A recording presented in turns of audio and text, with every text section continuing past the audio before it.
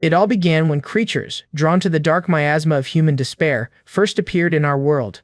Over time, these beings emerged across the earth, eventually becoming known as demons. Because of their relentless hunger, they claimed countless lives throughout the centuries. But the gods refused to leave humanity to suffer such a cruel fate alone. To give them a fighting chance, they granted humans manifestation blades, weapons imbued with pure divine power.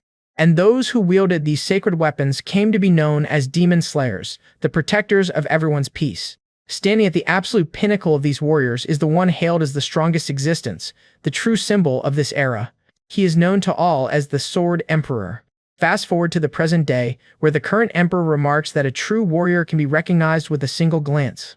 Yet as someone begs him to hurry and choose a candidate for the academy, he finds every option pitifully average. And so, the current Sword Emperor, Kaname Akuta, is left to wonder what he should do next. Elsewhere, a student recklessly uses a whirlwind kick, running right over another person on his way to school. The impact sends the poor guy tumbling headfirst into a pile of trash bags. This is 17-year-old Haruto Kamakiri, who can only grumble that the jerk should have been running on the street. Nearby, he overhears mothers discussing why they're escorting their kids, because of recent kidnappings targeting blade wielders. Just then, a little girl named Rika shows off a glowing mark on her wrist, amazing a woman who's never seen a revelation stigma up close. A mark like that makes the little girl a national treasure. After all, only those truly chosen by the gods receive this revelation and the special blade that comes with it. As Haruto walks past, he hears the familiar whispers, reminding everyone that he doesn't possess a single drop of spiritual energy. They gossip about the accident that took his parents' lives, and the suffering his relatives endured just by taking him in. This, one woman continues, is precisely why everyone calls him by that certain name. For as long as he can remember, Haruto has been stuck with the shameful title of the existence abandoned by the gods. His complete lack of energy has caused him to be cast aside his entire life, treated like a defective outcast. In gym class, the girls openly complain to the teacher about having to pair up with him, and now, back in the classroom, his desk is kicked with explosive force. With a nasty smirk, the leader of a group of bullies announces to his friends that it's time to have a little fun. Moments later, one of them lands a heavy kick straight to Haruto's stomach. The hit is so violent, it sends him flying backward into a pile of trash containers. While Haruto writhes in agony on the ground, the bullies just stand there and laugh. The gray-haired one tells him to get up, snarling that they are only halfway through. But lying on the ground, all Haruto can think is that he has already hit his absolute limit. That's when their leader Hibiki steps in, irritated and demanding to know what's going on, reminding them of his clear warning. Grinding his foot onto Haruto's head, he declares that today, Haruto will be their soccer ball. He presses down harder, asking sarcastically if Haruto is trying to make him look like a liar.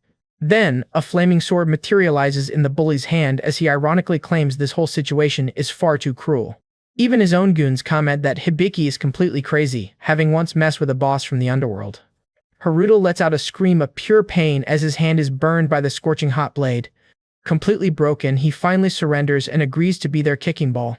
Left alone in the trash, he can only cry and ask himself why this always happens to him. Later, Hibiki casually asks a staff member if tonight's preparations are ready. Without skipping a beat, that same staff member just blames Haruto, saying he does nothing but bring trouble to the school. So as Haruto is forced to clean up the entire mess, he laments that the blame always falls squarely on him. It's in this moment that he realizes with chilling clarity that he has zero allies in this entire world. Suddenly, a news broadcast cuts in, warning that a massive demonic abyss recently opened in a nearby district. The report explains that although a colossal demon was spotted, the Sword Emperor resolved the crisis in a flash. Watching a video of the event, Rika excitedly tells her dad how absolutely incredible the Sword Emperor is. She declares with all her heart that she wants to become a demon slayer just like him to protect everyone. Haruto can only watch them with a deep sadness, wishing he had spiritual energy just like her. But a loud noise and a terrified scream from a nearby alley suddenly shatter his thoughts. He watches in horror as masked kidnappers grab the little girl and throw her into a van. Haruto is completely stunned because he recognizes the criminal's voice and that familiar flaming sword. In the same instant, the girl's father collapses, a deep and bleeding wound across his chest. Before anyone can react, the kidnapper's van speeds off, fleeing the scene. He's the only witness, and part of him tries to convince himself that it's none of his business. He bitterly asks himself why he's always the one forced to face such cruel, painful moments. And yet, unable to look away, he starts running after the vehicle with all his might. Knowing he's far too weak to fight them alone, he desperately dials emergency services as he runs. The van finally pulls over at an abandoned construction site in the dead of night. Completely exhausted, Haruto catches up, just thankful that they stopped somewhere nearby. That's when Hibiki's two henchmen rip off their masks, complaining about the heat. Looking on from the shadows, Haruto confirms his darkest suspicion. The mastermind behind the kidnapping is truly Hibiki. Their leader says he's going to make a quick call, ordering the others to stand guard. Haruto figures Rika must be in a shipping container and is terrified the villains will escape before police arrive. Acting on pure instinct, he picks up a heavy rock and smashes the van's rear window. The vehicle's alarm immediately starts blaring, getting the criminals' attention. Just as he planned, the kidnappers rush toward the sound to see what caused the commotion. And taking advantage of the crucial distraction, Haruto sneaks inside the container, signaling for Rika to keep quiet. Haruto quickly tries to calm her, promising that this time he's come to save her once and for all. As he fumbles with her ropes, he emotionally urges her to escape with him while the guys are distracted. But then he freezes, stunned by the feeling of her small hands clutching his jacket in a silent, desperate thank you. Just as a flicker of happiness warms his chest, a voice shatters the moment as one of the bullies appears out of nowhere. A man named Hibiki steps from the shadows, laughing as he mocks Haruto, calling him a kicking ball that rolled all the way here. Without another word, the attackers descend on him, mercilessly beating him and sneering that a hero can't save anyone while getting trashed. Unable to take any more, Haruto breaks, desperately screaming for anyone at all to help. And yet, even covered in his own blood, a faint smile spreads across his face. For a useless guy like him, buying this much time was a pretty good job. Suddenly, an intimidating man in a sharp gray suit enters the warehouse, calmly praising Hibiki for his efficiency. Hibiki immediately bows, respectfully informing the underworld underboss that he simply followed his orders right away. Ignoring him, the underboss grabs Rika by the chin, remarking that a newly awakened kid is the perfect asset for brainwashing. It's only then that he notices Haruto, asking with pure disdain who the bloody kid on the floor is supposed to be. Hibiki explains that the boy witnessed the kidnapping, but the underboss simply orders him to finish it. With a look of feigned regret, Hibiki draws his flaming blade to deliver the final blow. Panic seizes Haruto as he pulls at his ropes in vain, a horrifying realization dawning on him. The police still haven't arrived. He knows that if he does nothing, they won't just take his life, they'll carry the little girl away forever. With pure fury burning in his eyes, the boy summons all his remaining strength to scream, demanding that they let her go. Hibiki simply replies that a punching ball shouldn't speak, before plunging the sword straight into Haruto's chest. The boy spits blood, his eyes widening in shock as the sharp blade cold-bloodedly pierces his heart. But as his vision fades to black, a pair of gigantic purple eyes flashes open in the darkness of his mind. A voice echoes that contact was finally made, and Haruto awakens on the hard ground of a mysterious place, surrounded by countless swords. He looks down at his own chest in pure shock, realizing there is no wound, no blood, nothing. That same mysterious voice explains that this is his mental world, before asking who he thinks is standing before him.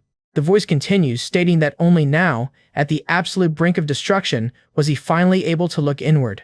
Revealed before him is a colossal stone creature with a single glowing eye, which declares that he is right here. This entity introduces himself as Magatsukami, the god of Calamity, an existence so vile he was cast aside even by the other gods. The god of Calamity then offers Haruto a deal, promising to grant him exactly one single wish. But there's a condition. The moment he makes that request, Haruto must be willing to sacrifice absolutely everything to fulfill it.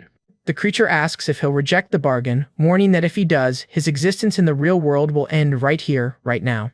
In short, the giant demands that Haruto offer his own life as payment and make a wish worthy of that price.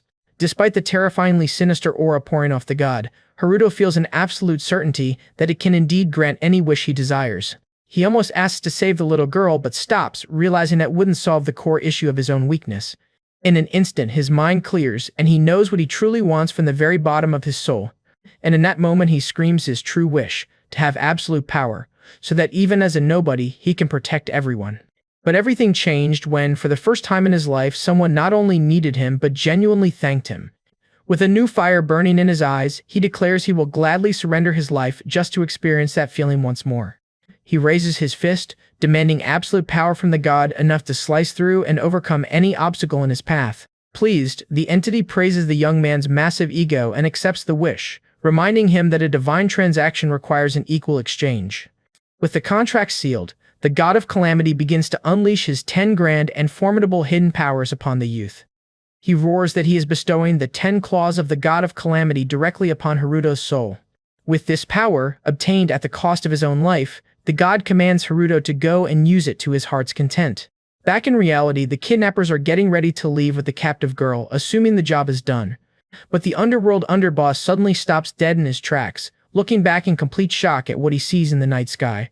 This is no normal event. It's a rare phenomenon, an anomaly that is taking place across the entire world. Whenever a god grants power to a human, it is a monumental event that literally bends the very laws of reality. This time, however, an eerie red sword has appeared, plunged into the ground and radiating a dark, ominous aura. The nature of the event all depends on the rank of the god bestowing the power, leaving Hibiki and his thugs panicked and completely clueless. That's when he emerges, his hair now turned stark white. Haruto calmly walks forward, wielding that very same red sword. Hibiki can only stare at the boy in shock, realizing that he's somehow awakened a manifestation blade. Annoyed, the underboss orders Hibiki to stop hesitating and get rid of the trash, barking that they only need the package. Spurred into action, Hibiki leaps forward to attack, mocking that amateurs always get arrogant the second they get a new weapon. He brings his fire sword down with killing intent, shouting for Haruto to regret everything in the afterlife. And yet, even facing that flaming strike, Haruto remains utterly composed, his focus completely locked in. A moment later, Hibiki is scrambling backwards in utter panic, realizing his own flame blade was effortlessly snapped in two. The sheer force of the impact then slams Hibiki directly into the ground, making the other thugs tremble in fear. He can only scream in desperation, crushed by the immense pressure of the boy's overwhelming power. On that exact day, amidst the chaos of the night, the young man had finally obtained the power he so badly desired. Meanwhile, miles away, someone is frantically shouting into a phone, asking if the Emperor understands the severity of the situation. That Emperor, a man named Kaname Akuta, calmly watches the unfolding events while eating ramen at a street stall. He tells the person on the phone to calm down, only for them to yell back that ramen shouldn't be his priority right now. Unfazed, he reflects that no matter the type of divine revelation, the one wielding the blade is always guided by their own human ego. And he concludes that judging whether this newfound ego is good or evil is precisely his grand duty as the Sword Emperor. For Haruto, this is the official, explosive start of an exciting and dangerous new journey. Holding the unconscious Rika in his arms, his new purple mascot appears to explain that she merely passed out from the immense aura of his 10 claws. Even the mascot can see it, mocking Haruto for looking more relieved than the person he just saved. But the creature isn't just teasing, it reminds him that their bargain is only half fulfilled, and now Haruto must work towards his own objective. With its voice fading, it leaves him with one final command, to extract the true hidden power from the blade. Before Haruto can even process that, he spots the injured underworld boss trying to crawl away. Pure terror flashes through the mobster's mind. This kid's power is even crazier than Hibiki's. But suddenly, a man in a hat appears out of nowhere, calmly listing the mobster's many charges: extortion, robbery, assault, and kidnapping. The criminal doesn't even have time to react before a clean slash sends his blood flying.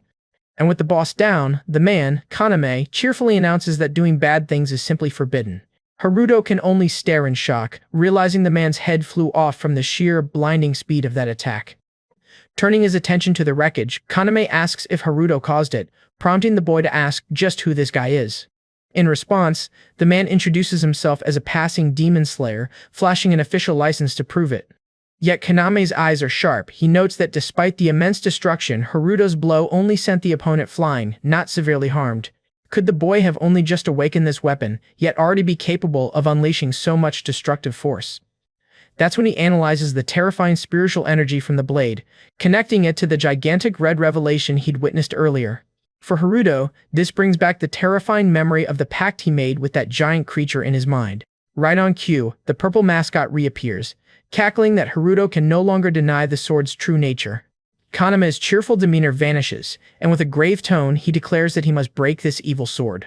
Immediately, Haruto's eyes go wide, the sudden declaration leaving him completely stunned. Before Haruto can even get a word out, Kaname attacks in a flash, forcing the boy to throw up his blade just to block. The resulting clash unleashes a devastating burst of wind, cracking the concrete walls around them. Even in the heat of battle, Kaname calmly explains that demon slayers have a sacred duty to protect world peace. On top of that, he admits he wasn't holding back, impressed that the boy's sword didn't instantly snap. This makes Haruto wonder why a demon slayer would be so hostile, and it dawns on him just how dangerous this new weapon truly is. After all, he gained this power at the ultimate cost, his own life. So when Kaname orders him to hand over the sword, Haruto's refusal is absolute. Seeing that unwavering resistance, Kaname draws his own sword, almost apologetically, as he prepares to carry out his duty. Instantly, Kaname unleashes a flurry of high-speed strikes, and Haruto can barely even maintain his grip. Sparks fly with every desperate block as the boy fights just to survive the onslaught. The Demon Slayer's assault only intensifies, becoming a devastating barrage of lightning-fast slashes. Running on pure instinct, Haruto just barely dodges a strike that would have hit him dead on. But just as he thinks he has a moment to breathe, Kaname descends from above with another powerful slash. Kaname actually praises the boy's sharp reflexes, all while continuing his assault with trails of golden energy.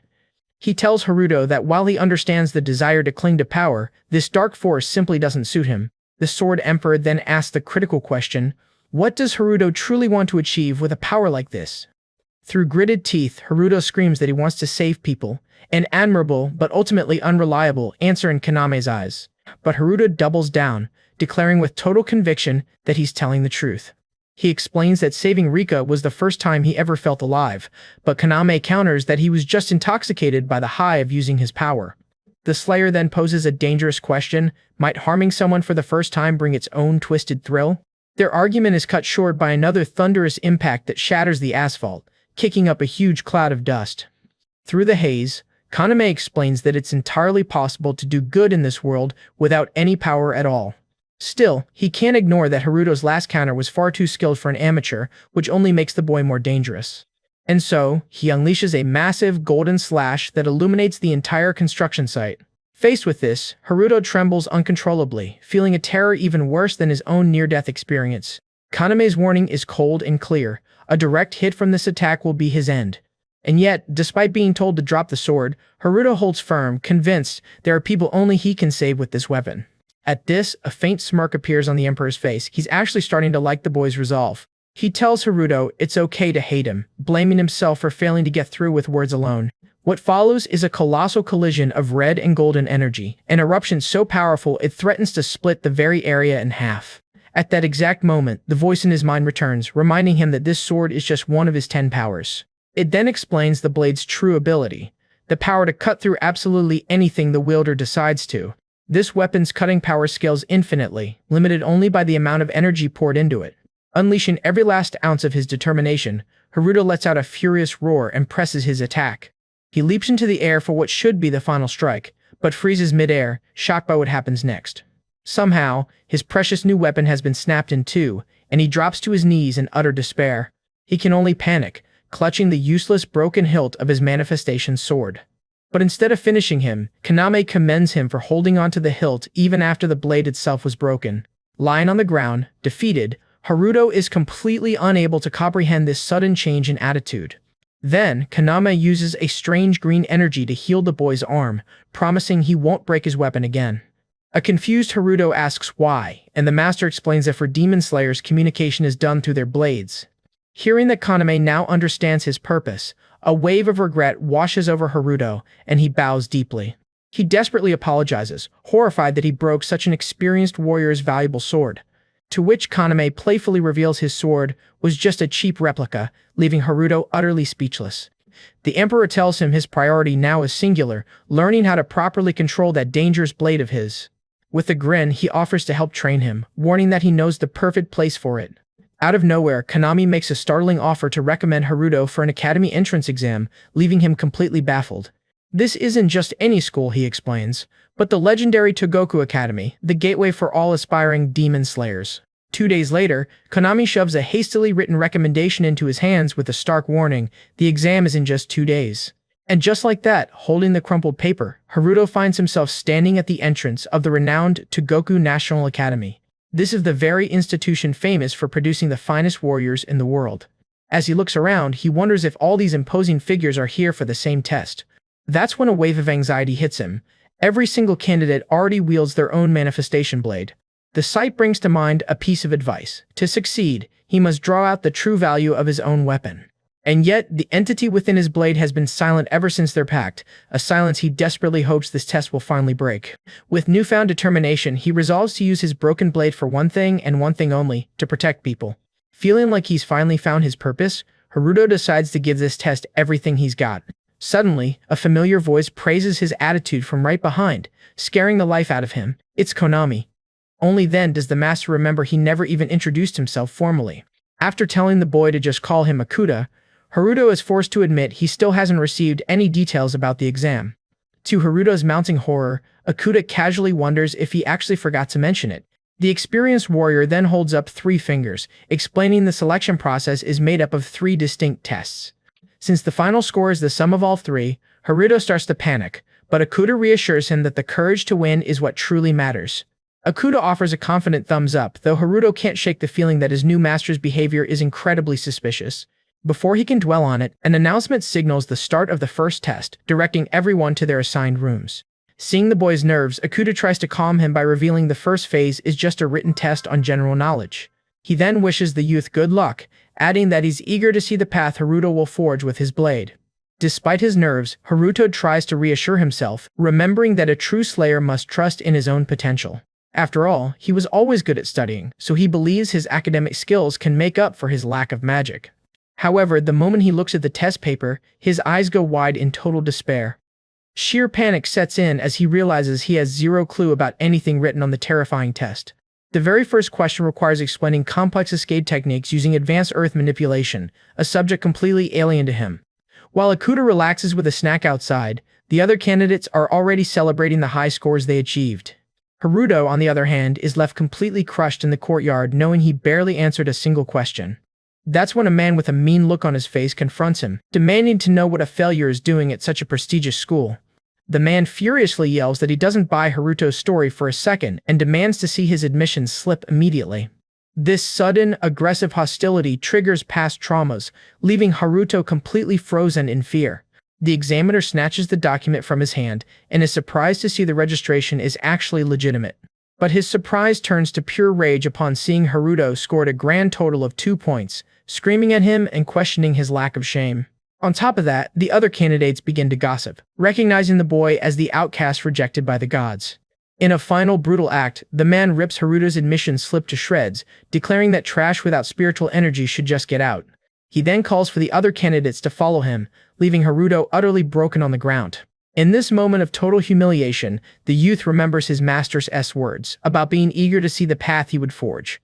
He falls to his knees, looking down at the tattered remains of his admission slip. Elsewhere on campus, a female examiner is explaining the second test, which will measure the aptitude and strength of everyone's manifestation blade. She first illustrates the destruction-type combatants, who are capable of unleashing brutal attacks to slice up their targets. Next, she introduces the support type, a class that focuses on providing assistance and buffing their allies' abilities. With the explanation over, she welcomes everyone to the destruction sector, pointing out that this division serves on the front lines. The examiner warns that the target statue simulates an intermediate demon's durability, meaning weak attacks could even injure the wielder. All the candidates listen with grave seriousness, eagerly awaiting their turn. Candidate number 14 is first, charging forward while concentrating powerful green energy into his blade. But his attack simply bounces right off the mark without causing any damage, sending him stumbling backward. Another candidate, Sato, follows up with a crushing blow against the statue, releasing a massive burst of sparks. Suddenly, a blue-haired youth casually walks past the statue, which now has an unbelievably clean cut sliced straight through it. The examiner shouts that the youth completely destroyed the target, securing a historical maximum score. Everyone present is completely stunned, commenting that this guy is on a whole different level. And yet, the youth calmly sheathes his ornate sword, acting as if it was no big deal at all. With a cold glare, he tells the gawking crowd to keep quiet and just focus on their own manifestation blades. Even the female evaluator feels a pang of pity for whoever has to go next, knowing he dominated the entire gym just by sheathing his weapon. A nearby blonde man points out that the genius youth is none other than the second son of the prestigious and famous Ryudoji family. Watching from the side, Akuta simply listens with a quiet, mysterious smirk and questions if that is truly what quality looks like. When confronted about his comment, Akuta just laughs, saying he simply wants to ensure everyone is evaluated fairly and without playing favorites. Meanwhile, the blue-haired youth walks along unmotivated, finding the skill level of the other participants laughably low. That's when a desperate Haruto comes sprinting into the room and crashes hard, right into the prodigy's face. Utterly embarrassed, Haruto bows and deeply apologizes, explaining that he was just running a bit late. He then innocently asks if the test is already over, but the heir simply ignores him, arms crossed in annoyance. Just as the examiner announces she's closing the stage, Haruto thrusts his hand into the air and shouts his registration number. The prodigy can only grumble in annoyance at the loud, clumsy guy's arrival. But then, a jolt of pure shock runs through him as he realizes his powerful divine sword is reacting to Haruto's presence. Ignoring the prodigy's bewildered stare, Haruto holds out his ripped and taped-up admission slip and politely asks to have his performance evaluated too. The examiner glances at Haruto's taped-up document, unimpressed by his awful written exam score. Still, she accepts the slip, simply telling him to attack the statue whenever he's ready. Ignoring the crowd's mockery, Haruto takes a deep breath and steps before the giant statue. This is his one chance, and refusing to give it up, he unleashes a colossal and furious red aura. Elsewhere, a blue-haired youth is being praised over the phone for acing his own test. But his celebration is cut short when a subordinate reveals that a candidate recommended by the Sword Emperor is also taking the exam. The heir looks back in panic at the source of that power, a destroyed rock, split by a raw, unrefined cut. That's when he understands. This complete lack of control is precisely what made his own divine sword react so violently. Back at the testing site, an official announcement breaks the silence, declaring that Haruto completely destroyed the target for a perfect score of 100 points. Hearing this, Haruto breathes a sigh of relief, remembering his promise to himself to finally live the life he wants. Meanwhile, in the examiner's lounge, high-ranking officials are watching Haruto's incredible performance on the broadcast screens.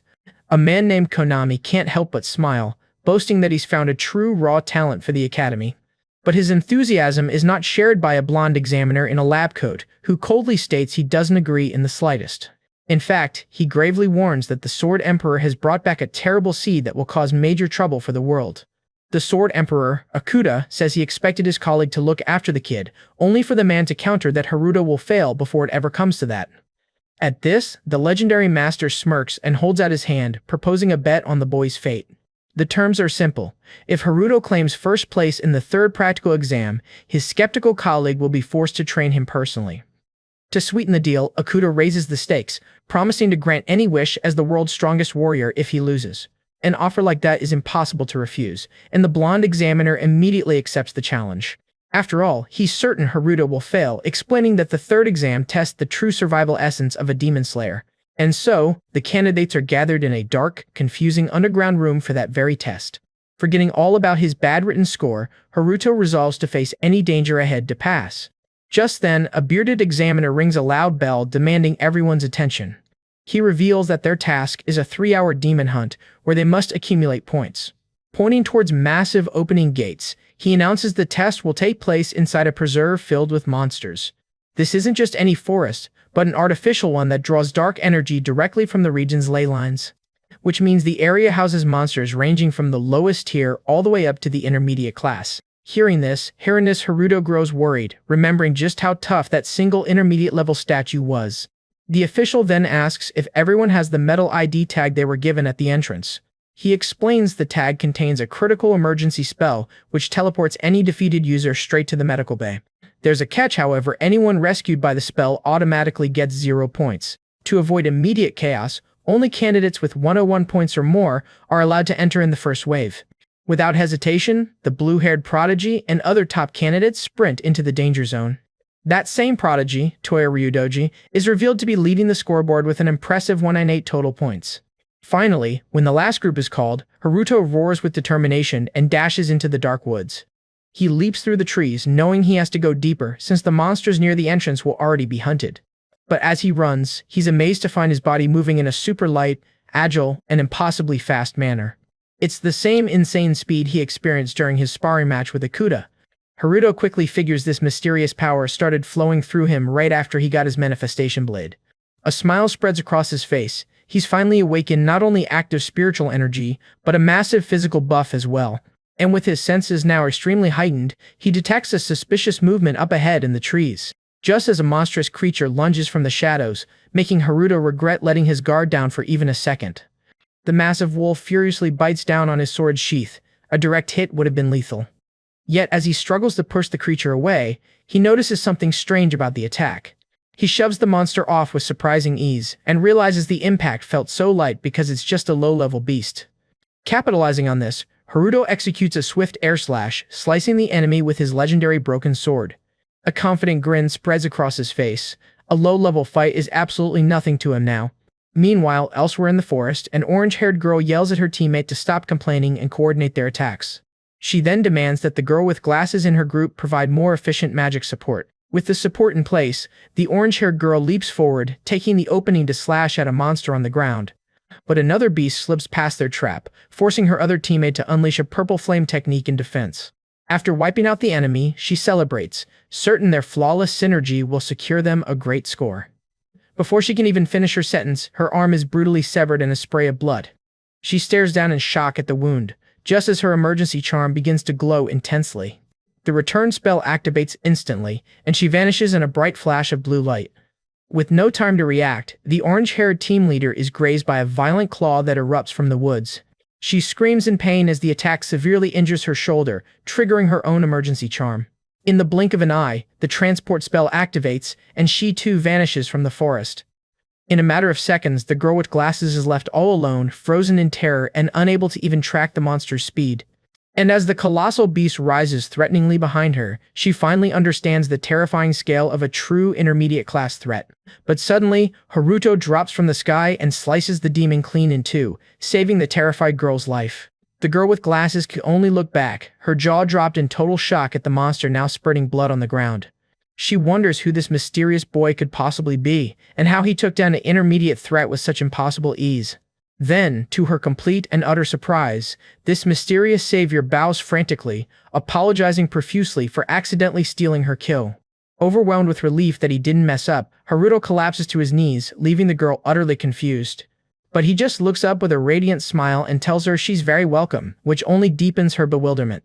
And with a cheerful wish of good luck on the test, Haruto leaps away through the trees. Now, his new mission is clear: follow the sounds of battle, slay demons, earn points, and finally get the thanks he deserves.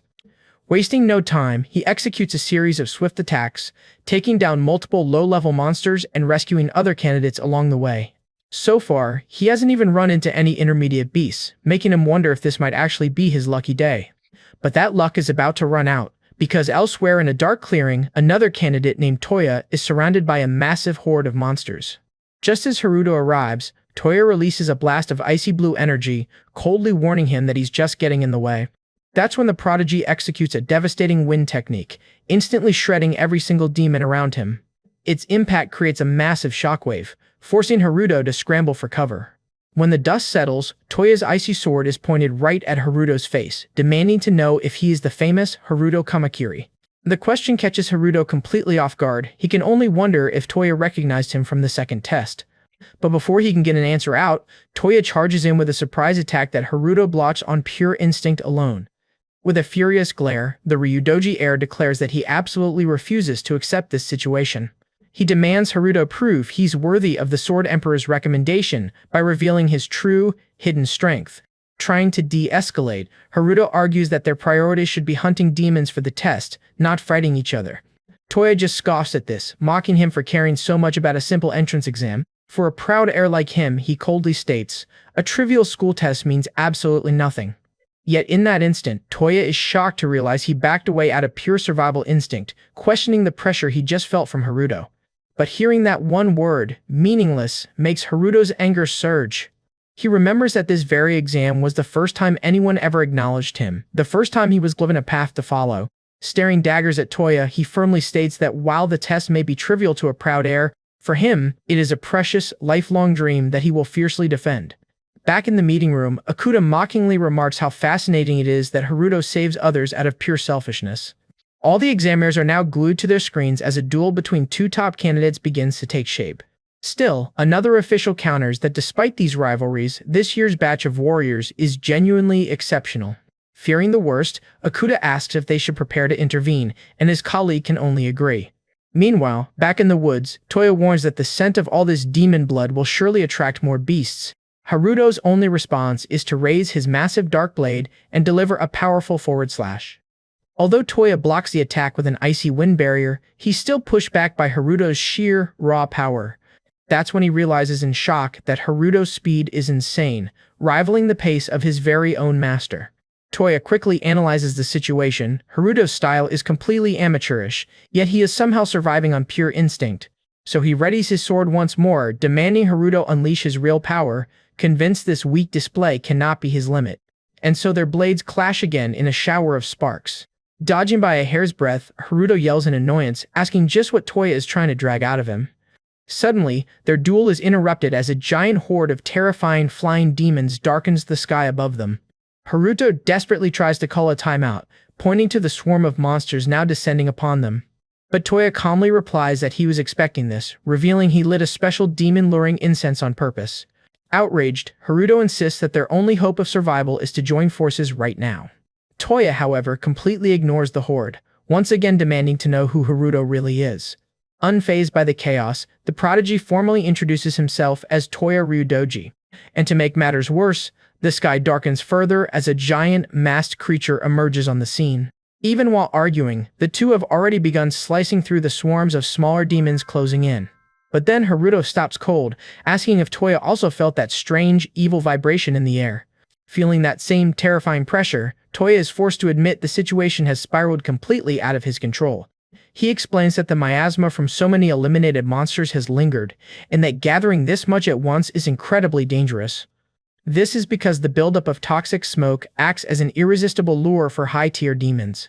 And just as he says it, a pale, terrifying humanoid creature materializes right before them in the thick, dark smoke.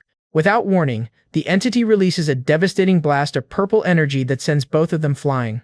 Instantly sensing the crushing magical pressure, Toya realizes what this is, a colossal beast. Breaking into a cold sweat, Haruto naively assumes that a so-called colossal beast must just be an intermediate-level demon. Toya is quick to correct him, yelling that it's a high-tier class. The monsters he sliced earlier were the intermediate ones. In that moment, Toya silently takes the blame, realizing his arrogance drew this legendary threat here by killing so many monsters so quickly. Taking full responsibility, he declares the creature is his prey and orders Haruto not to interfere. Faced with such incredible arrogance, Haruto simply agrees and sarcastically wishes him good luck. From the sidelines, Haruto analyzes the creature's floating black spheres, wondering if they're used for long-range attacks. Just then, the entity makes a subtle hand movement, firing its dark projectiles at high speed right toward Toya.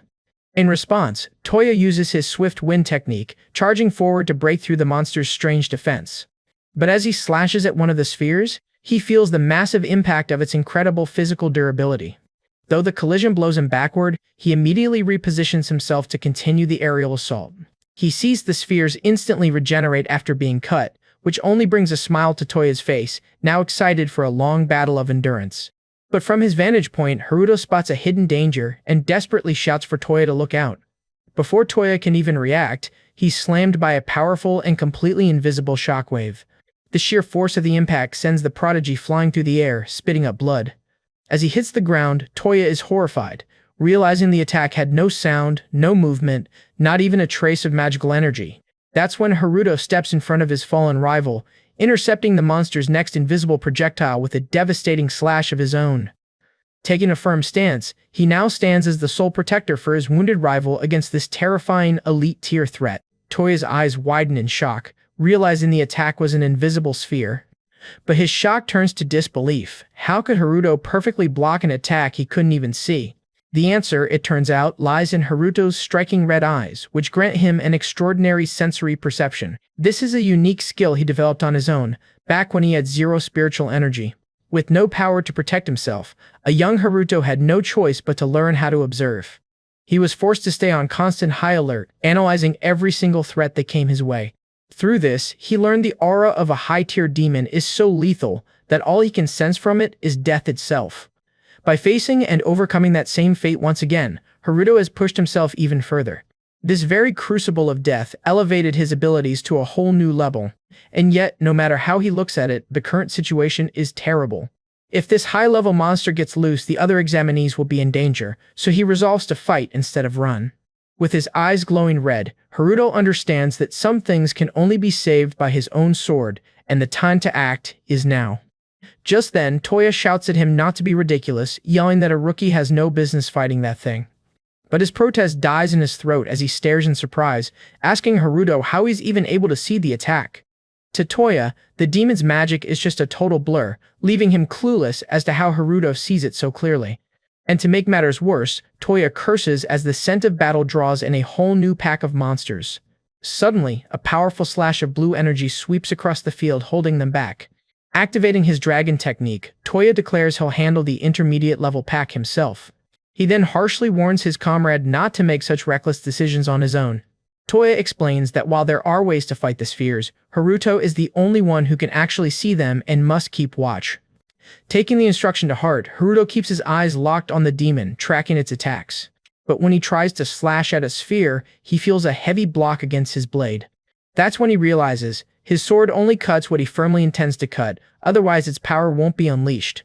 Channeling his will directly into the blade, he unleashes a powerful slash of red energy. Yet the high-tier demon just summons even more magic spheres in response. Resolved, Haruto decides he'll just have to sweep away everything in his path all at once. He executes a gigantic slash, destroying multiple dark spheres in a single swing. The problem is, he can only see the invisible spheres when they get close, forcing him to fight at a dangerous range. This tactic is already failing, as the projectiles multiply far too quickly for him to keep up. So, he considers a new strategy: ignore the spheres and go straight for the demon itself. Copying his mentor's movement style, he charges forward at high speed, dodging spheres as he sprints toward the monster. In a flash, he finds a perfect opening and leaps high into the air for the final blow. Haruto brings his blade down on the creature's head with every ounce of power he has. To his absolute shock, the strike is brutally repelled by the monster's barrier. He realizes too late that an invisible sphere was protecting the demon's body all along. The violent recoil throws him back down to the unforgiving ground. Severely beaten, Haruto can only groan in pain as he glares up at the enemy. While fending off the other monsters, Toya sees his partner get hit and screams his name. Despite this, Haruto struggles back to his feet, weakened and bleeding from his head after the impact. His vision blurs, and he knows he's on the verge of losing consciousness. As he slips in the darkness, he thinks that just like in the past, this is how he's going to die. In the void, he complains to a mysterious voice that it vanished without teaching him, but it simply replies that enemies fall the moment he decides to cut them. Haruto argues that the spheres are invisible until they attack, so how is he supposed to cut what he cannot see? The voice simply advises him to keep his focus locked on the enemy and see beyond the obvious. It tells him to consider everything the opponent uses on the field, and to treat all of it as a blade forged exclusively to take his life.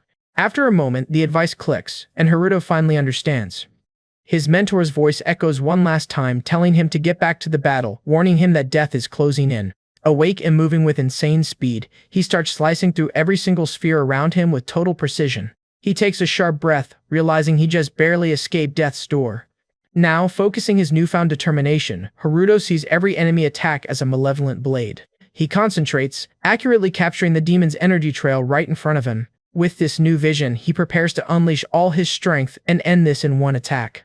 Using the 10 Claws technique, Haruto delivers a devastating slash that completely obliterates the high-tier demon. As the last of the spheres dissolve into nothing, Haruto collapses from total exhaustion. His body feels impossibly heavy, the backlash hitting him far worse than he expected. Just then, an announcement rings out that the forest transport is beginning, ordering all candidates to stop fighting. Toya walks over to his fallen comrade, admitting he's surprised Haruto actually survived. But he quickly clarifies that this doesn't mean he acknowledges his rival as a talented warrior. Meanwhile, in the monitoring room, the evaluators confirm the high-tier demon's defeat will be credited solely to Haruto. Just like in previous years, defeating a target of that rank automatically grants the maximum score. Akuta smugly asks if he's won their bet, but the other evaluator reminds him Haruto's overall score is still low. However, Kusabi reveals the principal has decided to pass Haruto, and he must now fulfill his promise to the Emperor. While Akuta is relieved, Kusabi silently thinks that this kid could become a serious threat. Smiling to himself, he mentally resolves to take responsibility for eliminating Haruto if he ever gets out of line. Later, Kusabi watches over Haruto in the hospital, sincerely hoping the boy stays on the right path. But time passes, and as the cherry blossoms fall, a new, uncertain term at Togoku Academy begins. Haruto stands in the packed main auditorium, wearing the school's official uniform and ready for a new chapter in his life. Toya Ryudoji takes the microphone to welcome the new students to the prestigious academy. As the ceremony begins, Haruto wonders how Toya managed to enter the academy as the #1 student.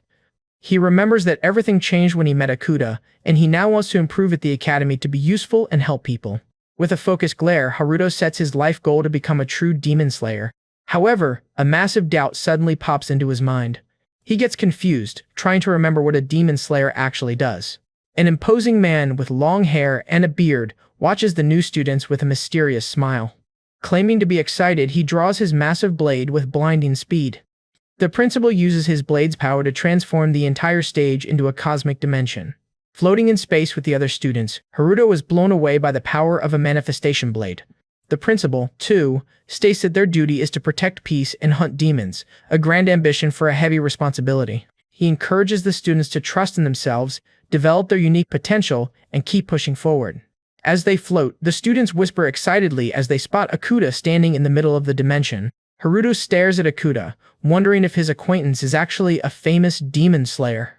Akuta begins to speak, explaining that it doesn't matter how noble their summoned deity is or how hard they've trained. He emphasizes that the value of strength is defined by the reason it's used, telling them to think about why they want to be warriors. Brandishing his glowing sword, Akuta declares that finding this personal reason is their first lesson. With a swift movement of his own blade, Principal 2 officially kicks off their journey at the academy. Haruto is terrified by how quickly the spiritual dimension vanishes around him. Suddenly, the students are back on the school lawn, surrounded by cherry blossom trees. The other students erupt in cheers, commenting on the tradition of a famous warrior giving the welcome speech. They become hysterical upon realizing this year's guest is the Sword Emperor himself. Haruto panics, screaming as he realizes his acquaintance Akuta is the legendary Sword Emperor. This title belongs to the strongest warrior of all, the ultimate symbol of humanity's defenders. He grumbles that Akuta should have told him something so important, but admits he was slow for not noticing. A man suddenly appears behind Haruto, harshly ordering everyone to get inside and sit down. He introduces himself as Kusabi, their homeroom teacher for Class 3, who will teach them Shikigami manipulation. The students gossip excitedly, realizing their teacher is from the renowned Kusabi family of exorcist priests. Kusabi explains that to become official demon slayers, they must all earn a special certification of aptitude. He reminds them that fighting demons is an extremely dangerous profession that could easily cost them their lives. While another student claims everyone already knows this, Haruto quietly observes, getting a feel for how things work here. Kusabi asks the class to follow him for a practical demonstration of what earning a certification means. He announces the Shikigami manipulation exam. They must summon a creature and use it to destroy a stone pillar. While this test usually requires months of training, he promises to grant certification immediately to anyone who passes today. Hearing this, several students laugh confidently, boasting that basic Shikigami manipulation is easy. A student steps forward, smiling confidently as he manifests a stingray-shaped Shikigami, declaring he'll go first. With a firm command, he sends his creature flying at high speed towards a pillar. The Shikigami crashes into the target, creating a massive burst of green smoke. But when the smoke clears, the test pillar is completely intact. The student stands in disbelief while Kusabi calmly states there's no time limit or cap on attempts. A green-haired student observes the failures from afar, thinking to himself that they stand no chance. He reflects that basic charm manipulation skills are not enough to pass at such a strict academy. He approaches Haruto and asks if he's going to try, but Haruto confesses he's never created a Shikigami before. The guy is shocked that Haruto doesn't know something so basic, causing Haruto to laugh awkwardly. After a moment of thought, the green-haired youth gladly agrees to help him. Another student complains that even his spiritual blade can't scratch the stone, as Kusabi watches in thought. He knows that mastering this art requires meeting an extremely high standard. To set an example, Kusabi summons a majestic white tiger that destroys all 5 pillars in a single charge.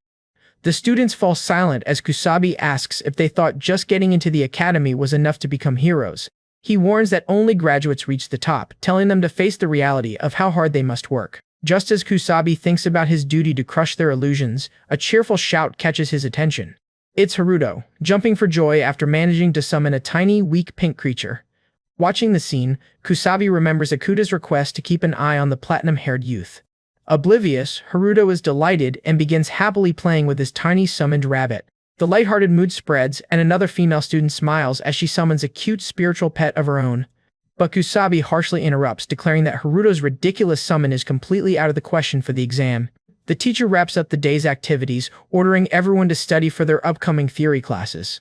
Later, Haruto mentions to Toya that he still needs to pick a housing spot, surprising his rival.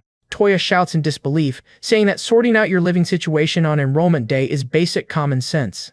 Haruto explains that he used to sleep in a storage room, so any place that keeps him out of the rain is fine. Toya pokes his finger into Haruto's chest, reminding him that he carries the direct recommendation of the Sword Emperor. He then turns and walks away, demanding that Haruto stop acting so pathetic from now on. Alone, Haruto reflects on the fact that Akuta is the greatest warrior of all, a reality that still hasn't fully sunk in. Hidden nearby, the green-haired student realizes that while he was trying to get close to Toya, the real prize was right there. He's in disbelief, having discovered that Haruto is the one with the valuable recommendation from the Sword Emperor.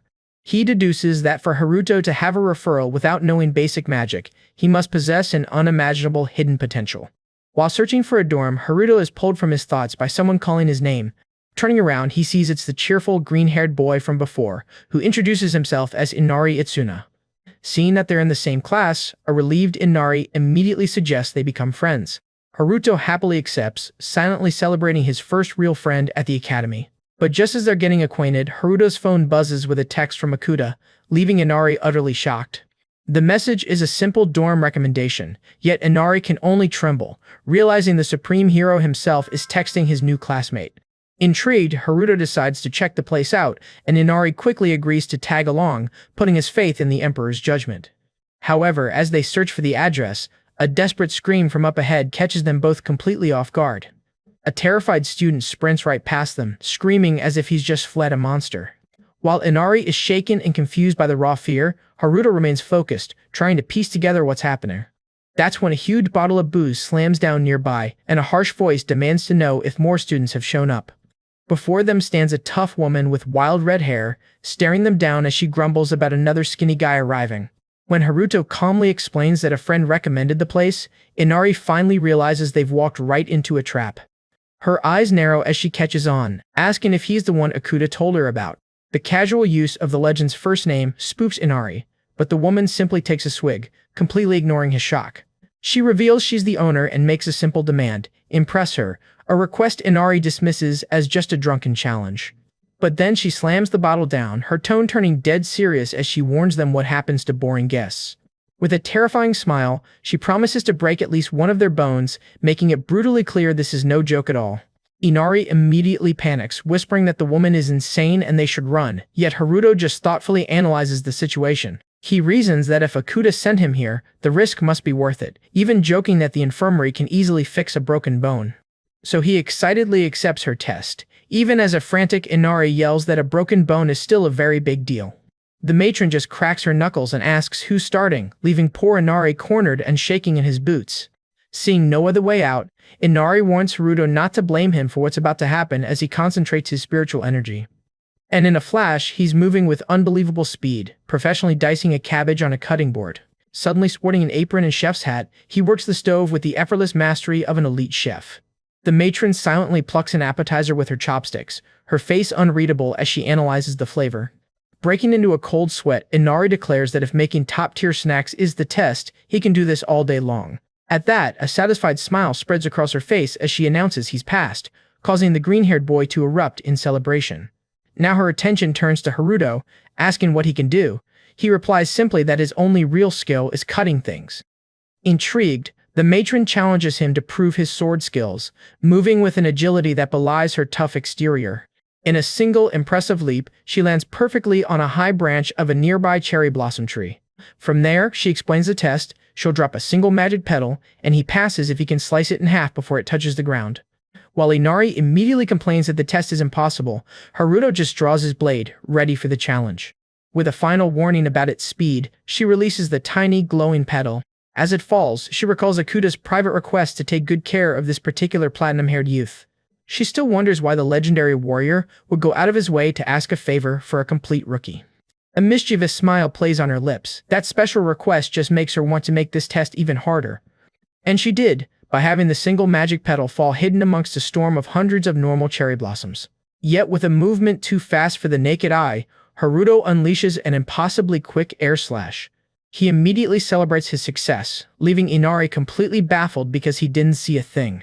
That's when Haruto holds out his hand, revealing the perfectly bisected petal, and Inari's jaw drops. He didn't just slice it, he caught it. Up in the tree, the matron watches in silence, knowing full well that Petal was shielded by a thick layer of spiritual energy. Which means to even see the target, let alone cut it, Haruto must possess truly extraordinary vision. She can't help but smile as she declares that he's passed, thinking his knack for overcoming impossible odds reminds her of a young Akuta. That night, a voice in a dream urges Haruto to extract his weapon's true power, just before his alarm jolts him awake. Stepping into the kitchen, he finds Inari already up and helping the matron, who gives him a cheerful good morning. Still thinking about the dream, he asks Inari if he knows how to speak with the entity that lives inside a manifestation blade. He then clarifies for his confused friend that he already met his weapon's spirit in his mental world right after getting the sword. But the entity vanished because their connection was too weak, a revelation that stuns Inari. Speaking to a sword god so soon is almost unheard of. As Inari explains, there are usually several stages a warrior must master before they can communicate freely with their spiritual weapon. On top of that, he mentions a certain academy teacher who is completely obsessed with swords and would be the perfect person to ask. So Inari suggests they go find this teacher after class, and Haruto readily agrees. Later that day, during intense physical training, the students are pushed to their limits, with Inari barely managing to keep up. A fiery, pink-haired teacher barks at them not to give up, reminding them that a demon hunter's stamina must be absolute. From his precarious spot on an obstacle, an exhausted Inari mutters that talk is cheap. Meanwhile, Haruto breezes across the finish line in first place, his performance effortlessly superior to everyone else's. But the instructor isn't impressed, noting that while his time was good, he's wasting far too many movements. She points out that he's relying on raw spiritual energy to cover for sloppy technique, a habit that will stop his growth cold. To her surprise, he just smiles, confessing he's actually happy to finally be treated like a regular student. For a moment, her eyes soften as she acknowledges he's never had formal training, encouraging him to soak up everything he can. And just like that, her severe tone returns as she orders 10 more laps for the stragglers, earning a collective scream of despair. That afternoon, the students gather for a theory class on blade studies. As the teacher drones on about the theory of gods and spirits, Inari struggles just to keep his eyes open. Yet when he glances over and sees Haruto's sincere dedication, he can't help but smile, certain his new roommate will thrive here. Once class is over, Haruto approaches the teacher to ask about sword spirits, and the eccentric man eagerly suggests they walk and talk. This is Urushi Zaya, and he turns to them with wide, sparkling eyes, proclaiming his absolute fascination with the subject of blade gods. He immediately starts bombarding Haruto with intense questions about the entity's appearance and even its smell, making Inari wonder if this professor is maybe a little too into it. So, the sword god really told him to unleash the blade's true power, and Haruto confirms it's true. But the professor slyly confesses he's taking advantage of the situation to satisfy his own curiosity. He explains that since Haruto's connection to the sword god is weak, the only way to fix it is by forcing him to get used to the weapon. And so, in the Blade Studies training hall, Urushi Zaya unveils his solution, the Blade Replica Model No. 7, a puppet built using the finest Onmyo Jutsu. Pointing to a slot on the puppet's back, he instructs Haruto to slide the manifestation blade right in. Without a word, Haruto plunges his broken sword directly into the slot on the mechanical puppet's back. As he does, the professor explains to a terrified Inari how the dummy analyzes absorbed energy to create an opponent with the user's exact power. Then, with a dead serious look, the master reveals that defeating this opponent also happens to be the official certification exam. He encourages a tense Haruto to fight this new creation and discover his weapon's true potential. Inari anxiously asks if it's really okay to run a test like this so casually, but the master assures him it's fine. After all, he's the head instructor. Besides, he adds, Haruto not only ranked first in the entrance exams, but even took down a high-tier demon. While claiming Haruto's strength is plenty for the exam, Urushi Zaya then whispers to an annoyed Inari that he just wants to study the blade. Inwardly, the teacher simply hopes the sleeping deity inside the sword enjoys the little mechanical opponent he's prepared for battle. And outside, a spiritual barrier is already active, transforming the entire training gym into a tiny, isolated world. Back at the test, Haruto can only watch as strange black smoke begins to rise from his weapon. Suddenly, a massive pillar of dark energy erupts from the puppet, the sheer intensity of it startling Haruto. Out of the purple fog, a dark creature emerges, muttering through sharp teeth that this wooden body is fragile, but it will suffice. With its spiritual transformation complete, the long-haired winged entity lets out a long, disdainful sigh. A crushing, malevolent pressure washes over Haruto, and in that instant he knows with absolute certainty who this creature is. The being standing before him is none other than the terrifying god of Calamity that dwells within his own sword. the god of Calamity quietly looks around the room, whispering that there are a few people cluttering up their path. Sensing the imminent danger, both the professor and Inari instantly drop into a high-alert stance. But without a moment's hesitation, the entity unleashes an insanely fast and powerful green slash straight toward the two spectators. Haruto can only scream their names in desperation as they are knocked out and smashed against the far wall. He glares at his opponent in pure fury, demanding to know what he just did, but the creature rudely tells him to be quiet. "You were far too weak," the god of Calamity states, adding that his own plans will fail if Haruto keeps ending up on the brink of demise. And that's why, the opponent declares, he will now teach the boy how to use true power, leaving Haruto seething with focused anger. Suddenly, a giant dark rift rips open the gym floor, forcing Haruto to leap backward just to avoid falling in. In that same instant, the enemy appears right behind him, questioning how he can hesitate while delivering a swift and ruthless blow. The monster slams him into the ground with all his might, carving a deep crater right in the middle of the training hall. Yet even as he attacks, he points out the puppet body's flawed durability, leading Haruto to realize it might self-destruct if the fight drags on. As the opponent readies a new attack, he taunts the boy, saying he can read every single one of his cowardly thoughts. To prove it, the demon erupts giant shadow claws from his hands, unleashing multiple devastating slashes that tear through the hall. The dark being then warns Haruto that his next hit will be for real, and it will strike him dead. That's the final straw. Furious, Haruto yells that his goal is to help people, telling the monster not to drag innocents into their fight. Completely enraged, Haruto abandons all defense and charges at high speed directly toward his opponent. He unleashes a powerful attack, but his blade collides violently against the opponent's makeshift barrier. Repelling the hit with ease, the entity mocks Haruto, saying no real enemy would ever wait that long for him to charge up his energy. Then the monster fires his own powerful dark energy slash, telling Haruto to start using his head like a true warrior. Haruto dodges the attack and quickly plans to sneak in a second strike right behind the impact of the repelled slash. He executes his strategy with blinding speed, creating a large blast of dust and impact right in the opponent's direction. From the smoke, the opponent calmly analyzes the technique as a blade sharpened by energy, but points out the power isn't even coating the sword. Watching the boy's pitiful performance, the entity silently considers if it would just be better to finish him off now and force an awakening. But at that moment, Haruto is reminded that Inari is his first true friend, and his mind fills with fresh determination. The god of Calamity just scoffs, asserting that such cheesy sentimentality only gives the enemy an edge in a real fight. To prove his point, he launches another attack, forcing the platinum-haired youth to throw himself in front of his comrades to block the lethal blow. As their blades clash, the enemy keeps mocking him, saying losing that first friend will leave a massive void in his chest. However, Haruto notices something unusual in that last exchange, and begins to focus deeply on his breathing and body posture. He's stunned to realize that he just managed to slice the enemy's attack, even without any time to charge his spiritual energy. The opponent warns that it's only possible to protect someone while they're alive, suggesting Haruto should start attacking head-on. "I don't need your advice," Haruto replies, charging bravely at the monster, now resolved to carve his own path by force. His sword clashes directly against the magical barrier shielding the demon's body, triggering a deafening metallic sound. In response, the otherworldly being orders Haruto to finally get serious, flexing his sharp claws to strike back. Next, a giant and devastating purple slash rips through the air, splitting the very space between them with its awesome destructive power. The impact hits Haruto dead on, creating a massive cloud of dark dust that engulfs him completely. Wrecking a huge portion of the arena floor, the attack leaves Haruto wondering how the enemy can unleash such power with zero cooldown. And in that moment, the platinum-haired boy finally gets it. He needs to trim down wasted spiritual energy by focusing on his posture and basic movements. He realizes the key to maximum combat efficiency lies in perfectly controlling the flow of power running throughout his body. But while the MC reflects on this, the terrifying opponent advances again, hurling another slashing attack in his direction. This time, however, Haruto dodges with extreme agility, sliding fluidly across the destroyed gym floor. "Let us test that new skill on the next charge," the creature warns, as Haruto settles into a solid combat stance.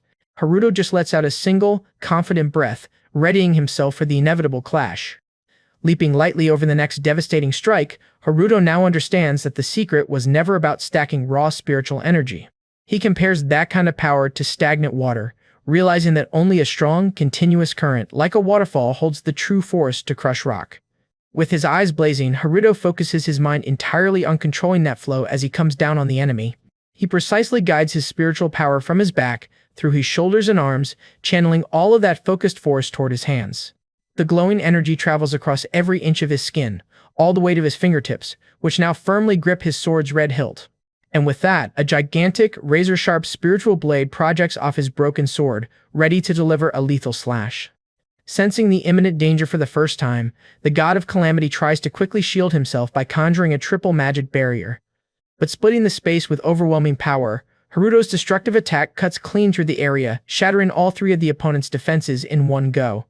Haruto mentally celebrates breaking the tough barrier with a single concentrated strike, crumbling the wooden dummy. Smirking, he realizes he has finally met the conditions to unlock his manifestation blade's true value.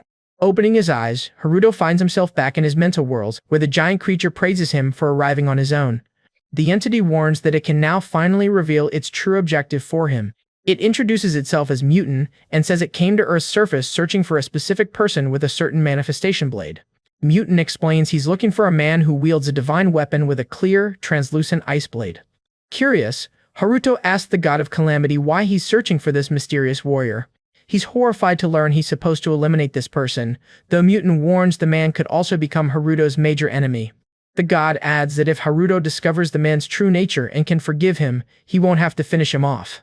Haruto agrees to at least search for the man, but sets a crucial condition for his help. He firmly demands that Mutant never again involve or threaten the people around him.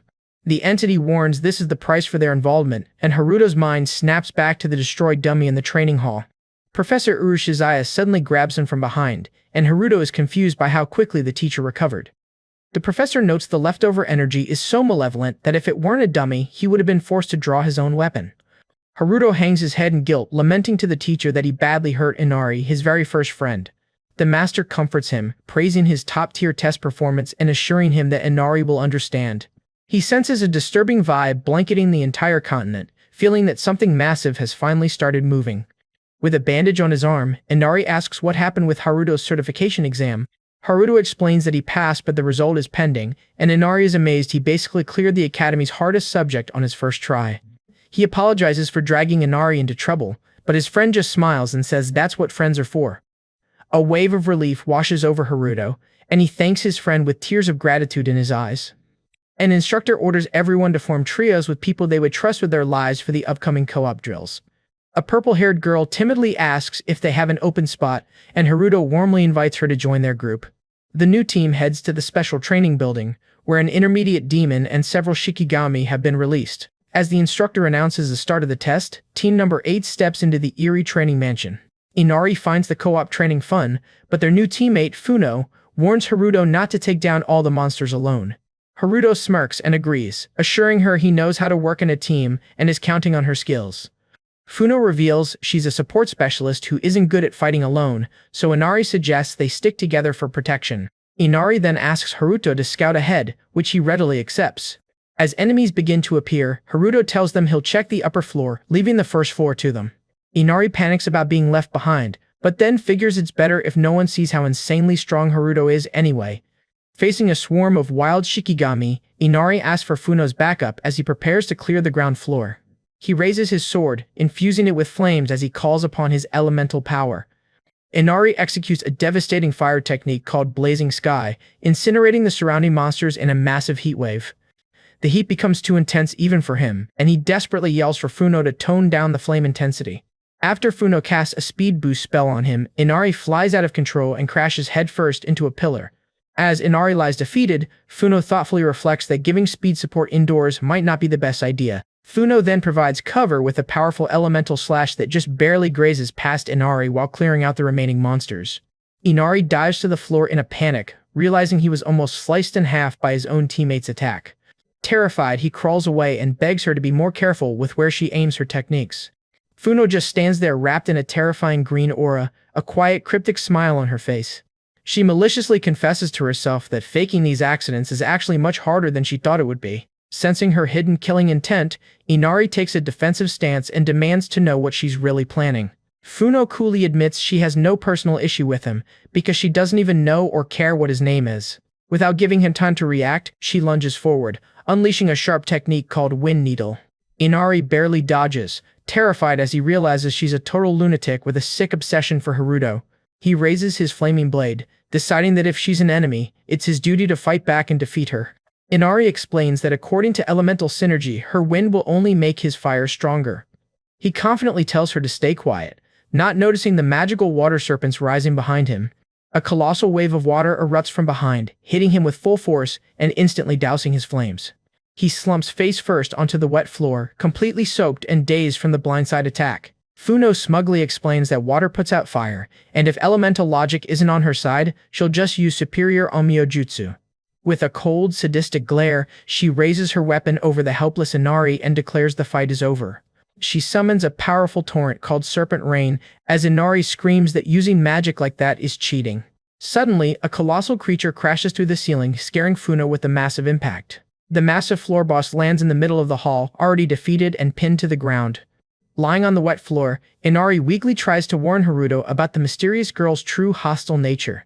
But Funo just clasps her hands together with fake cuteness, cheering that Haruto saved her. Haruto suddenly recognizes her, asking if she's the same timid girl he helped during the Demon Preserve exam. Funo happily cheers that he remembered, and Haruto admits her new look made her almost unrecognizable. She timidly asks if she looks pretty with her new style, and an awkward Haruto agrees that she looks great. Still soaked on the floor, Inari explodes with rage at the romantic vibe, yelling for attention after almost dying. Funo affectionately steps closer to Haruto, praising him for taking down the big boss all by himself.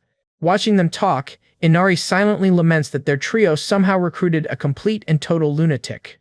As they walk back to the dorm, an exhausted Inari complains about the day and asks Haruto what happened after they split up. Just as Inari starts venting to Haruto about their teammate Funo's creepy behavior, Funo herself appears silently behind him, asking in the terrifying tone just what he was saying about her.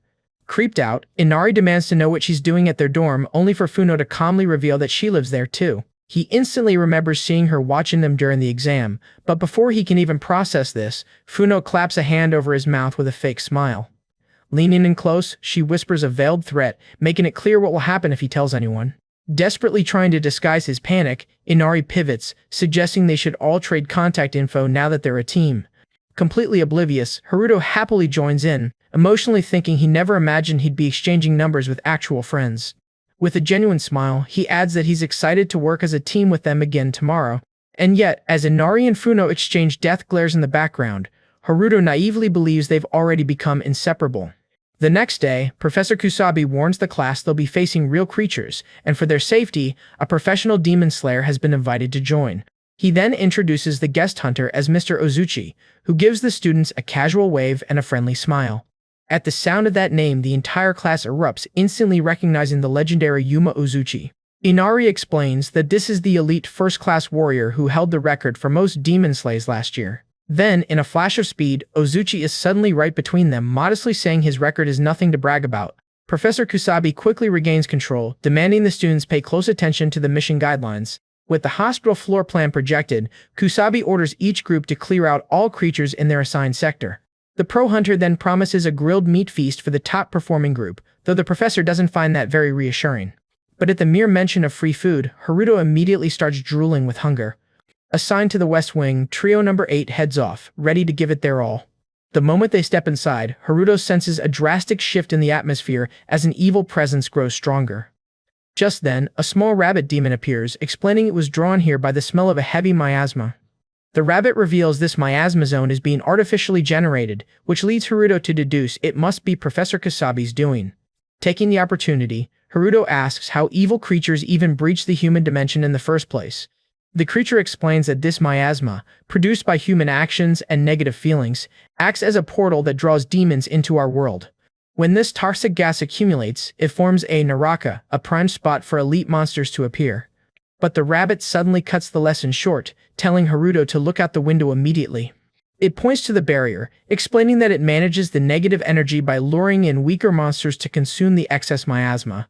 Meanwhile, on the hospital roof, Professor Kusabi is controlling his Shikigami messengers when Ozuchi playfully suggests he go help the students directly. Kusabi, however, coldly replies that a true pro must maintain a broad view of the area and focus on their duty. Changing the subject, Ozuchi asks about the class's former teacher, and Kusabi simply states that Professor Monaki wasn't well, so the principal asked him to fill in. Just then, Principal Teu himself appears, admitting there's a deeper reason for his decision. He begins a strange story about seeing 3 sparrows on a window ledge, which only seems to confuse Kusabi. The principal explains he had a strong gut feeling that something was wrong, but he tragically ignored it. Because that very same afternoon, he lost 3 dear friends who could have been saved if he'd only paid attention. Ever since that day, he's remained on high alert for unusual signs, which is precisely why he assigned the most capable person he knew to supervise this drill. Recalling the power of the Kaname brothers, Ozuchi realizes he can't afford to ignore the experienced principal's intuition. Kusabi, for his part, watches the horizon, thinking that Class 3 already has more than enough suspicious elements on its own. Ozuchi's mind, however, drifts to Haruto, who was recommended by Akuta. He notes that while the boy's sword is dark, his friend should keep him from losing his way. He starts to compare Haruto to someone else from his past, but is suddenly cut off by Kusabi shouting his name. Down below, the reason for the alarm becomes clear. A monstrous red shadow has erupted from the hallway, cornering Inari and Funo. Inari desperately asks her to work with him, but Funo just scoffs that he should be the one helping her. The truth is, they're both determined to prove their own strength and win Haruto's recognition. So when Haruto finally arrives, he naively assumes their intense fighting spirit is just because they're hyped for free grilled meat. But high above, watching from the rain, a mysterious masked man celebrates the fine quality of the sacrifices he's gathered. And with a single devastating strike, this intruder shatters the magical seal controlling the entire protective barrier. Instantly, Kusabi, Ozuchi, and Haruto all feel a chilling shift in the area's spiritual energy. That's when a colossal demon smashes through the wall, the sheer force of the impact blowing Funo into the rubble. As the multi-eyed monster advances on her, Inari can only shout in desperation, asking if she's alright. But just in time, Haruto appears in a blur of speed, delivering a precise slash to save his teammate. With the injured demon forced back, Haruto turns to Funo asking if she's seriously hurt. Shaken, she asks if this is just another mid-tier monster, but even Haruto has to admit he isn't sure. He can only warn them that this creature is completely different, telling them both to stay on high alert. Suddenly, Professor Kusabi's voice echoes over the comms, confirming the control barrier has been destroyed and a massive amount of miasma is flooding in. He's sending support Shikigami to guide them, but his new orders are clear: focus only on survival. The little rabbit, Mutant, warns that with the area now full of toxic gas, high-tier monsters won't be their only problem. Instead, watching the dark mist swirl, it reveals that a far, far higher-level existence is about to manifest. And without another word of warning, a colossal stone fist smashes through the wall, lunging right for them. Even as the creature relentlessly advances, Funo rudely snaps that she doesn't need his orders. Instead, she summons a tiny water serpent, sending it flying at high speed straight for the enemy's eyes. She unleashes her serpent rain, knowing that even if it won't do real damage, it will at least blind the creature for a few crucial moments. That opening is all Inari needs, as he charges in to unleash his own blazing sky attack against the stunned opponent. But seeing his comrades still struggling, Haruto leaps from above, masterfully executing his severing claw to slice clean through the creature's massive stone arm. As the tense fight ends, Haruto realizes he just perfectly repeated the ideal energy flow he learned from the dummy drill. That perfect execution earns him high praise from Inari for felling a high-tier demon unharmed, but Haruto credits Inari's help with Onmijutsu. But their relief is cut short when Yuma Ozuchi appears with his spiritual hounds, coolly announcing his perfect timing and drawing a shout from Inari. Apologizing for his lateness, Yuma informs the distressed students they're the last ones found and orders everyone to the rally point. There, Professor Kusabi silences the group, intending to explain the dire situation only once. He then gravely reveals that someone intentionally destroyed the control barrier, allowing numerous high-tier demons to flood the site. When Funo suggests they evacuate, Yuma presents a stone fragment as proof that their enemy has no intention of letting anyone escape. To demonstrate, he throws the stone towards the exit, where it disintegrates against the mysterious purple energy barrier. While Inari stands in disbelief, Kusabi reasons that even with their comms down, the outside world must have noticed an anomaly this large. Yuma playfully agrees, noting they're safe with Kusabi anyway, which prompts the professor to demand what his plan is. Instead of answering, Yuma turns directly to Haruto, asking if it's true he can defeat a high-tier demon, and with a confident smile, he orders Haruto to stay behind and help Kusabi defend their position. Kusabi immediately argues that Yuma can't make that call, but Yuma retorts that he won't waste useful fighters while other students are still trapped. The hunter then explains that to maintain a barrier this large, the caster must be inside the Naraka with them. Accepting this grim logic, Kusabi calls out Haruto's name to officially give him the mission, and the boy promptly answers. The teacher promises to back him up, but follows it with a stark warning he will be facing a very real risk of death. With that, Kusabi summons two giant spiritual creatures, ordering the other students to stay put as he and Haruto head into combat. Moments later, Haruto drops from above, landing a clean strike right on a monster's head.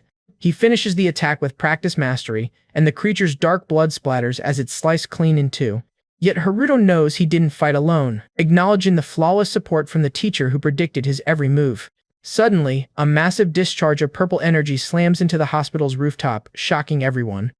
At that exact moment, a terrifying, freezing chill runs through Haruto's entire body. Kusabi stares up at the plume of dark smoke, muttering that the creature they feared has finally emerged. From within the smoke, wrapped in purple lightning, a giant and dangerous special-class demon reveals itself. The monster smiles, immensely satisfied by the overwhelming scent of spiritual energy. On the rooftop, a mysterious ally explains he gathered these divine weapon wielders specifically to create the perfect feast. The terrifying demon turns to the masked man, asking if he isn't afraid of being devoured as well. But the man simply counters that if a creature of this level existed from the start, he wouldn't have needed such an elaborate plan. Before they can continue, Yuma drops from the sky, landing a surprise blow directly on the demon's head. Upon landing, he casually observes that a special-class demon really did manifest after all. In fact, he's more interested in the barrier caster, celebrating finding him and thinking it would be great to capture him alive.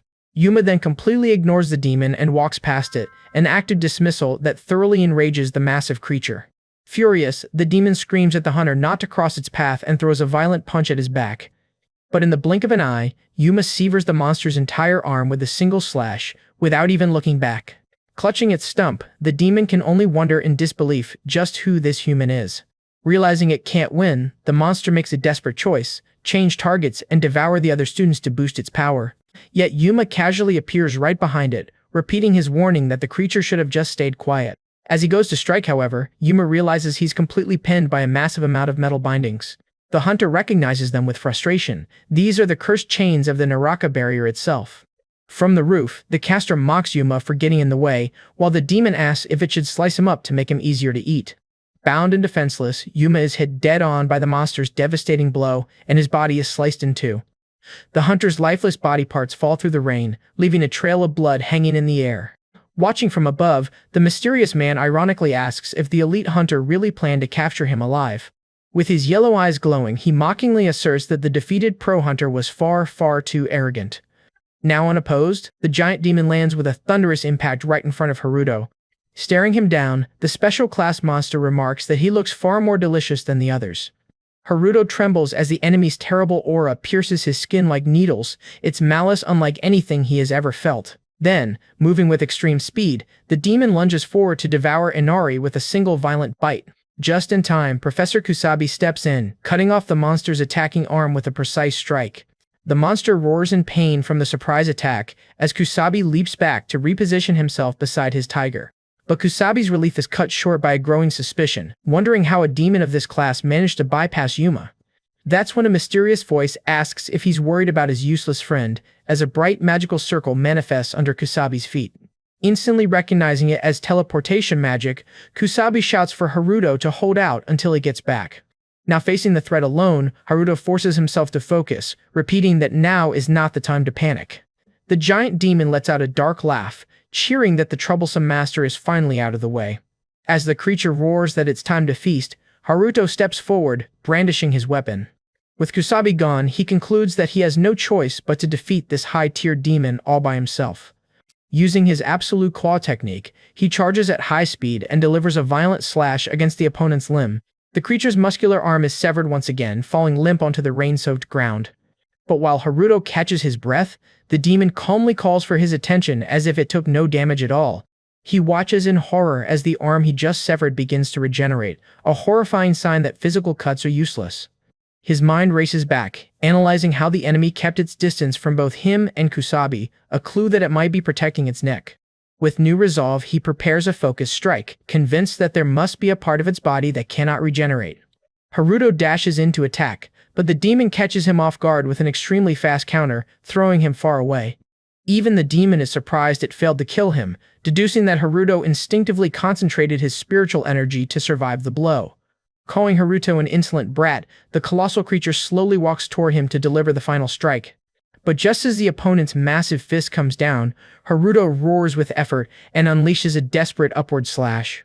Their attacks collide, unleashing a violent explosion of spiritual energy that rips through the rain-soaked battlefield. Forced back from the blast, the special class demon realizes with irritation that the young hunter has just landed another hit. But this wasn't just a simple block. The monster understands Haruto's eyes tracked the punch and deflected most of its impact. This platinum-haired boy is troublesome, and so, the demon coldly vows to end his life for real this time. Meanwhile, Kusabi tumbles out of a teleportation portal onto a hospital roof, the caster's mocking voice echoing all around him. His gaze falls downwards and he's horrified to discover a giant pool of blood spreading across the ground far below.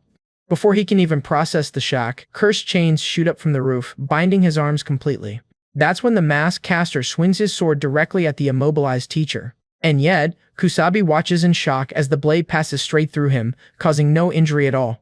On the caster's next strike, however, a sword appears from nowhere to block it, leaving the villain completely stunned. Leaping back, the masked enemy whispers in surprise as he finally sees who just thwarted his attack. It's Yuma, and as spiritual wood branches wrap around his arm, the true source of his rapid regeneration is revealed. The caster now understands, Yuma's sword has the wood and generation attribute, which explains how he survived being sliced to pieces. Yuma just smiles, explaining the only reason it took so long to return was because his severed parts fell too far away. Seeing the danger, a worried Kusabi immediately orders Yuma to forget about him and go back to protect the students. But the masked villain has other plans, blocking their path with his chains and asking if they really think he'd let them leave. With a sarcastic grin, he asserts that he'll keep both hunters busy right here, at least until the monster finishes eating. The taunt works, and Kusabi erupts in fury, but Yuma places a calming hand on his shoulder to stop the impulsive attack. He tells his partner not to fall for such cheap provocations, suggesting they team up to finish this enemy in one go. Meanwhile, back on the ground, the demon unleashes a frantic barrage of slashes against Haruto, mocking his slow speed. Its brutal punch then completely shatters the asphalt, terrifying the students huddled just behind the spiritual tiger. In that moment, Haruto realizes the enemy's physical abilities are far superior. His cutting technique is useless if he can't even land a hit. Just then, a powerful wheel of fire slams into the giant monster's back, engulfing it in a searing inferno. It's Funo and Inari yelling to Haruto that they're here to provide backup. Haruto warns them that this special class opponent is too dangerous, but Inari just retorts that's exactly why they have to fight. He declares that they can't just stand by and do nothing, not when they're all part of the same combat squad. And while he admits that he and Funo can't inflict a lethal wound, they can still contribute to this fight. Trusting his allies completely, Haruto roars for them to clear a path as he leaps toward the demon. Unfazed, the demon simply ignores the flames, mocking that such weak attacks won't even slow its assault. But that's Funo's cue to activate her Serpent Rain technique, blasting a torrent of water at the burning monster. The resulting collision of fire and water creates a dense curtain of steam, completely blinding the demon. Spotting the silhouette through the thick steam, the monster attacks instantly, calling the attempt foolish, only to realize in shock, the body it just sliced apart wasn't Haruto at all. With a triumphant smirk, Funo reveals that the demon fell for her decoy, a simple water clone. This creates the perfect opening, allowing Haruto to execute a powerful slash across the monster's back with his divine sword. But even as his blade connects, the creature slams Haruto into the ground with a devastating punch, looking utterly dominant. Only then, right after that brutal counterattack, does the arm that Haruto cut finally detach and fall to the asphalt. To Inari's absolute terror, however, the severed limb is already starting to regenerate before it even hits the ground. In the blink of an eye, the monster displays its newly reconstructed arm, showing off its insane regeneration speed. Humiliated at being damaged by such weak humans, the demon releases a massive wave of destructive purple energy. Maintaining her focus, Funo calmly tries to swat away an object the demon threw, assuming it's just another distraction. But Haruto senses the real danger and desperately screams for Funo to dodge the projectile immediately, because that object is the monster's severed fist, and it's beginning to glow with an intense, ominous red light. A colossal detonation of purple energy erupts in midair, sending a violent shockwave across the entire area. Funo survives, noting Haruto's warning gave her just enough time to cast a barrier, but the damage was still terrible. That's when Haruto watches in sheer terror as the monster starts ripping off its own body parts, launching them like homing missiles. He spots the next severed fist falling directly toward him and prepares to dodge the incoming impact. But in that split second, he realizes if he dodges, the explosion will hit Inari, who is standing right behind him. And so, an overwhelming blast of purple energy detonates right in his face, swallowing him completely in its destructive glow. As the smoke clears, the demon emerges, sarcastically remarking that it knew the boy would shield his useless allies. Seeing his teammate take the full force of the blast, Inari can only scream Haruto's name in pure despair. Haruto is left sprawled on the ground, covered in blood, and Inari realizes their situation is now utterly hopeless. Just then, Funo calls out that she isn't a healing specialist, but she can use a basic spell to patch up his most severe wounds. A flicker of relief crosses Inari's face as he begs her to heal Haruto, even if it's just enough for him to move again. Because he knows that if Haruto can't get back in this fight, every single student here will be devoured alive. With the other students frozen in fear, Inari resolves to become the bait himself, focusing his flames into his sword. He taunts the special class monster, boldly stating he'll show it that even an appetizer shouldn't be underestimated. Using his flame mist technique, he creates several fiery illusions of himself, hoping to confuse the demon. The monster, however, effortlessly destroys every last copy, mocking his clumsy and weak little tricks. It's a crushing blow, and Inari realizes the only reason he's still unharmed is because Haruto used his own body as a shield. He remembers how they only ever pretended to be friends, calling Haruto an idiot for risking his life to save him. But amidst the fading illusions, the demon tracks the real Inari and firmly grabs his leg. Without giving him any chance to defend, the colossal creature delivers a brutal, crushing blow to his leg as Inari screams in agony. That desperate cry, that scream of pure agony, is exactly what causes Haruto's bloody eyes to snap open, blazing with panic and pain. As the monster brutally crushes his left leg, Inari collapses onto the wet asphalt with a deafening screech of pure agony. Towering over him, the demon sadistically explains how the spiritual energy from his illusions gave away his location, but the boy can barely even hear the words anymore.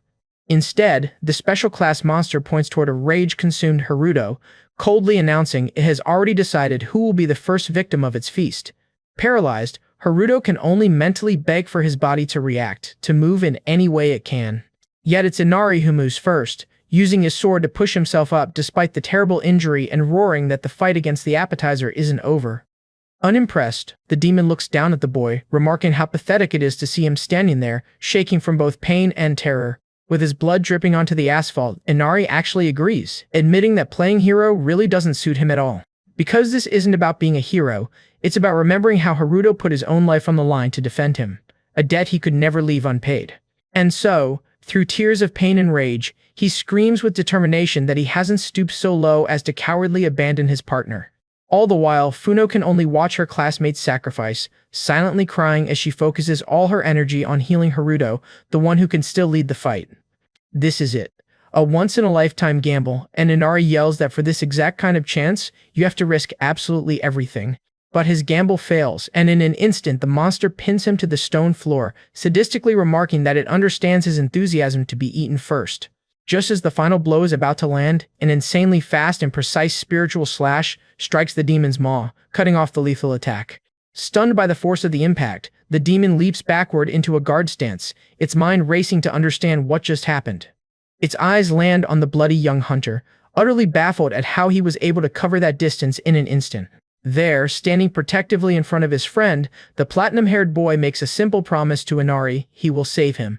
As the demon analyzes Haruto's weapon, however, it notices something unusual, wondering if the boy's manifestation blade always held such a sinister appearance.